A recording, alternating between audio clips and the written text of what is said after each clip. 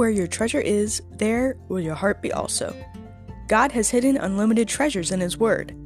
Every time we open it, we can discover a new treasure, or admire an old one. What will we find today? Let's dig in. Here's Carla Early with Treasure Hunt in the Word.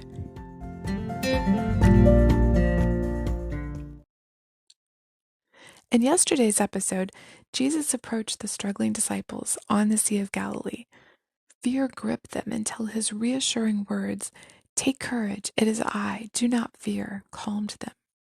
Upon inviting him into the boat, the wind stopped and they arrived at their destination.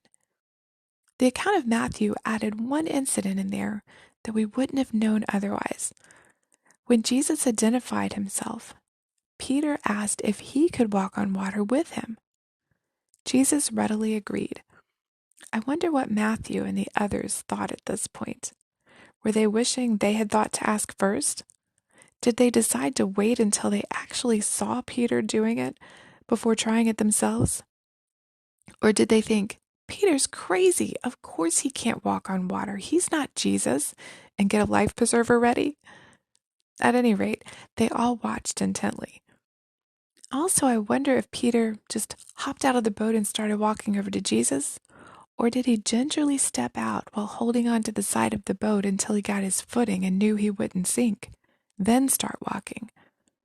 If it had been me, well, for one thing, I would have been one of the disciples in the boat, simply because it would not have occurred to me to ask Jesus for such an outlandish thing. But if I had thought of it, I would have been holding on to the side of the boat until I was absolutely sure.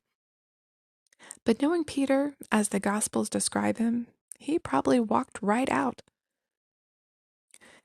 We know what happened. He did walk on water, but at some point, instead of looking at Jesus, Peter looked at the waves.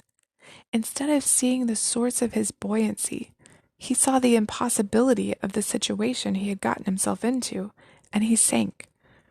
He started out well, but he got scared. Peter had acted on Jesus' command to take courage, but he didn't keep his eyes on Jesus.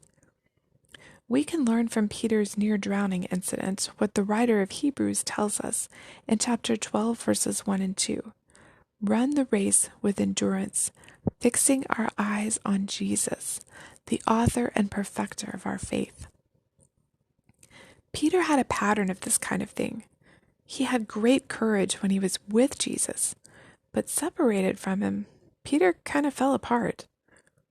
In the Garden of Gethsemane, when the soldiers came to arrest Jesus, Peter immediately pulled out his sword and attacked.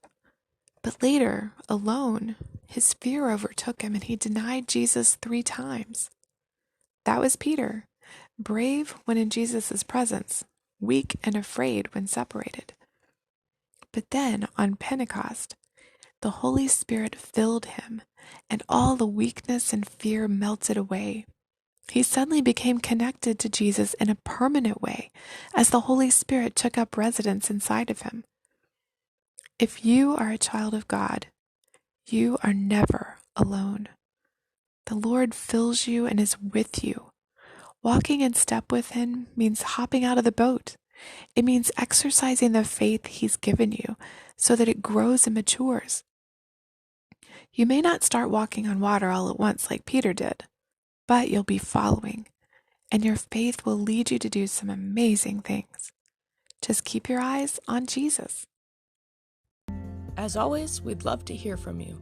If you'd like to share a treasure, support this ministry, or get Carla to speak at an event, please contact us at treasurehuntintheword@gmail.com. You can listen to other episodes on our website, which you can find in the description below. Thanks for listening, and have a great day.